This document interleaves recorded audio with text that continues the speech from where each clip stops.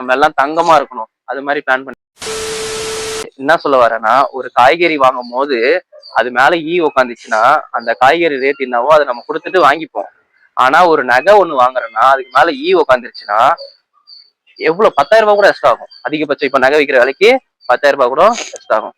அதுக்காக என்ன சொல்ல வரேன்னா, நீ யாரு கூட சேர்ற, நீ எப்படி இருக்க, உன் வேல்யூ எப்படி இருக்குன்னு சொல்லிட்டு கொஞ்சம் நிதானமா யோசிச்சு சேஞ்ச் ஆயிக்கும். நீ இதை சேஞ்ச் ஆயிட்டேன்னா என்ன சொல்லுவாங்கன்னா, நீ எச்ச, நீ ஓவரா சீன் போடுற, நீ பழைய மாதிரி கிடையாது, நீ ரொம்ப மாறிட்ட, இது மாதிரிலாம் சொல்லுவாங்க. ஏன்னா நல்லா படிக்கிற பசங்க கூட காத பசங்க கூட சுத்திட்டு இருப்ப, நல்லா படிக்கிற பசங்க கூட சேர்ந்தனா இப்படி ஒரு 4 பேரு நல்லா படிக்கிற பசங்க இருக்காங்கன்னா நீ அவனு கூட சேர்ந்தனா 5ஆதான் நீ மாறிடுவ. நல்லா படிக்க 4 பேரு கெட்ட பசங்க நல்லாவே படிக்க மாட்டாங்க, ஊரை சுத்திட்டு இருப்பாங்க, இவங்க கூட நீ சேர்ந்தனா 5ஆதான் நீ எப்படி மாறுவ?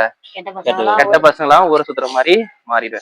முதல்ல நிதானமா யோசி, நீ யாரு கூட சேரணும் யாரு கூட சேரக்கூடாதுன்றத யோசிச்சு பாரு. இல்லைன்னா காய்கறி மாதிரி மேல உட்காந்தனா என்ன ஆயிடுவ, வெயிட்டே இல்லாம என்ன ரேட்டோ அந்த ரேட்டுக்கு போயிடுவேன்.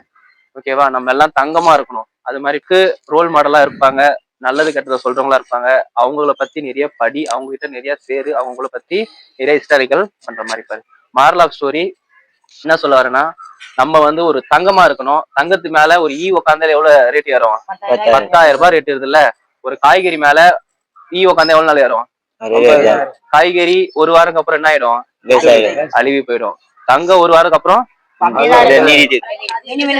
அதுக்கப்புறம் என்ன ஆகும்? ரேட்டு ஏறும். அப்ப அந்த ரேட் ஏற மாதிரி நீ இரு. புரியுதா? தங்கம் மாதிரி என்ன பண்ணணும், ரேட்டு ஏறணும். காய்கறி மாதிரி அழுகிடாது. ஓகேவா? அதுக்கு என்ன பண்ணனா, நல்ல பசங்க கூட சேருங்க, உன்னுடைய ரேட்டிங்கை ஏத்து நல்ல நீ இப்படி எல்லாம் பண்ணனாலும் உன்னை சொல்லுவானுங்க, டேய் இவன் எச்சடா, இவன் ஃபர்ஸ்ட் மாதிரி கிடையாது, ரொம்ப மாறிட்டான், இது மாதிரிலாம் சொல்லதான் செய்வாங்க. உன் நல்ல ஃப்ரெண்டு, உன்னை நேசிக்கிற ஃப்ரெண்டு யாருமே அப்படி பேச மாட்டான். உன்னை நல்ல ஃப்ரெண்டு, உன்னை நேசிக்கிற ஃப்ரெண்டு பார்த்தனா இது மாதிரிலாம் பேச மாட்டான்.